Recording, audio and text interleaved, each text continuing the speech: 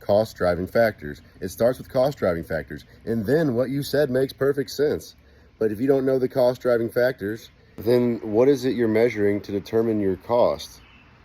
Because you've got to measure something. There's got to be some way to standardize your estimations or your costing to make it fair. Or if you're going to have somebody else go out and do it, it can't just be what you think it costs, because if you're not there, how are you going to know?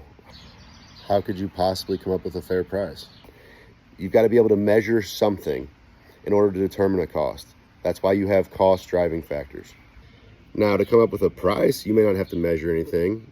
You can just guess, but that's not the same as making a fair price. That's just giving a price.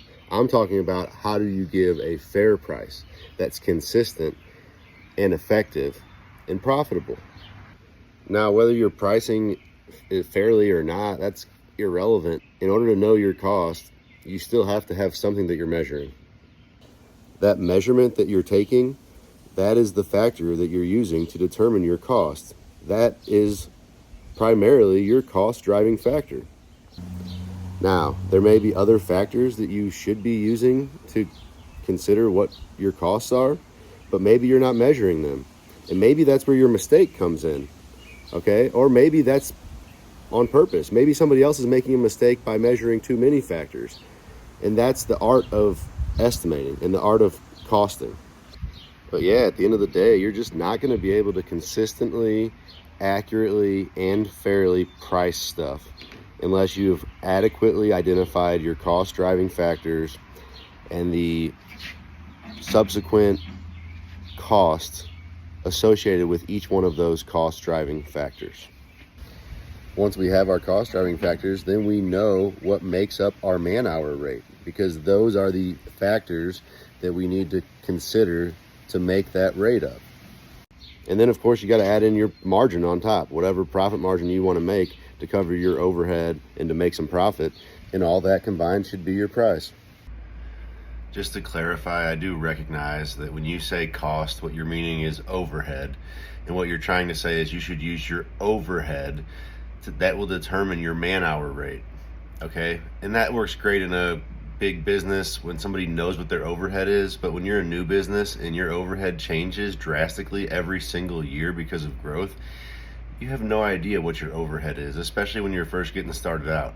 So you're asking these guys who are just getting started to know something that you're not going to be able to know, and you know it because you were in the business forever. But I didn't start in the business, and neither did most of these guys, so they don't know what their overhead is. We have no clue what our overhead's going to be until all of a sudden we've been in business for a while and we start recognizing, oh, okay, my overhead's about this.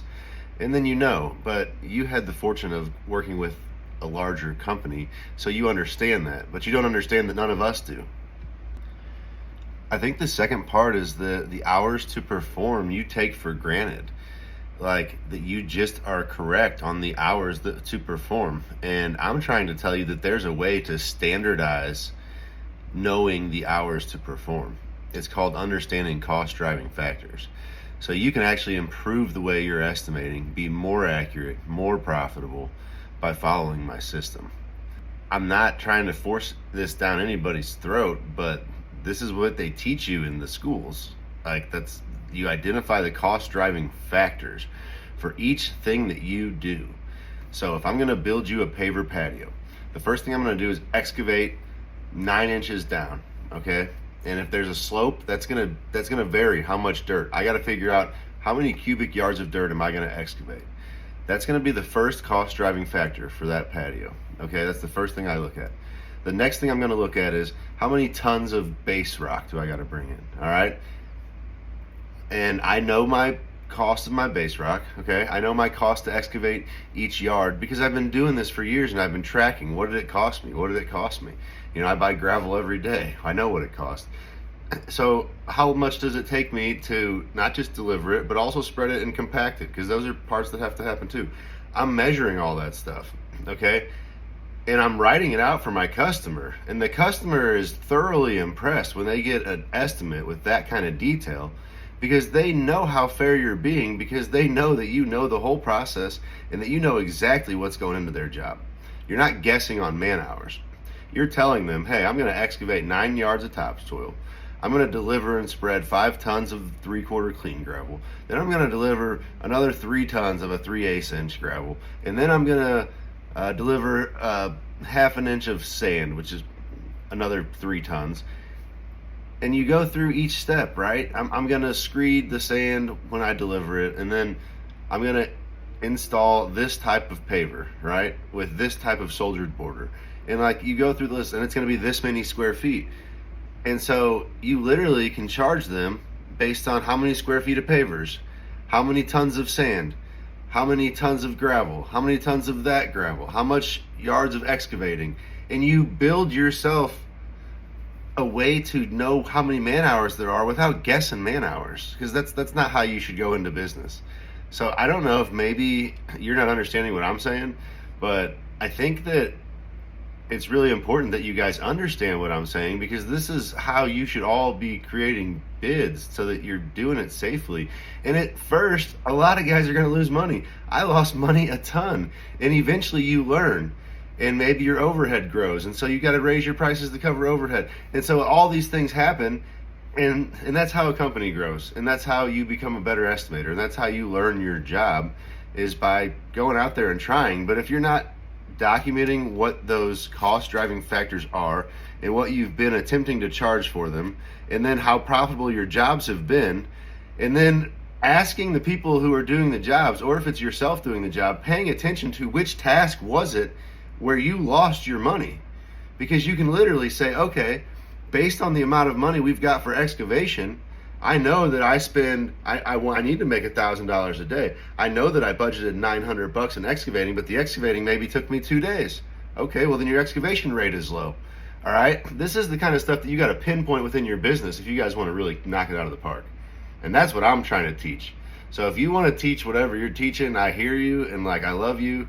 You're one of my favorite people on this app, but I know how to do my estimates, and I hope that somebody can learn from this long video, because I was trying to break it down earlier, and I just needed to sit here and talk to you guys and just let you know what's up. So that's kind of how I would do it, is step by step. And then I'm going to write that out for my client. And that way there's no question. If something changes and that material order changes, everybody knows they're going to have to spend more money. Or maybe they don't have to, they change the order and they don't need as much. And now they can save some money. But it's clear. The price isn't negotiable. But the terms and like what we do are negotiable. You know what I mean? But I got to make what I got to make to pay my guys, to keep them, to grow. You know what I mean? To make it worth my while. And so you got to consider all of that stuff, and it starts with identifying your cost driving factors and building your estimates like that. So anyways, yeah, I'm still interested to hear how you're doing it, but I don't see how it's more accurate than what I'm doing it. I think that's my thing, is because I've tried this. I tried guessing man hours for a long time. And I found that it's a heck of a lot more work to track your cost driving factors, but that is what they taught me in my college, and that is what I've been attempting to do for 18 years now. And now that I've got it lined out, I turn and churn bids like that, and they're some of the most successful, profitable jobs, and the customers are happy. Everything is clear as day. Nobody feels cheated. Not me, not the customer, not the employee. Everybody's winning because we're very clear with our terms, and we're straightforward, and we're honest. It's about transparency. And so if you don't have a standardized way of doing it that's accurate, then it's hard to do that, because you're guessing and somebody gets screwed. You know what I mean? Like, so anyways, I'm rambling. This is a long video. I'm sorry, but I hope somebody learned something out of it.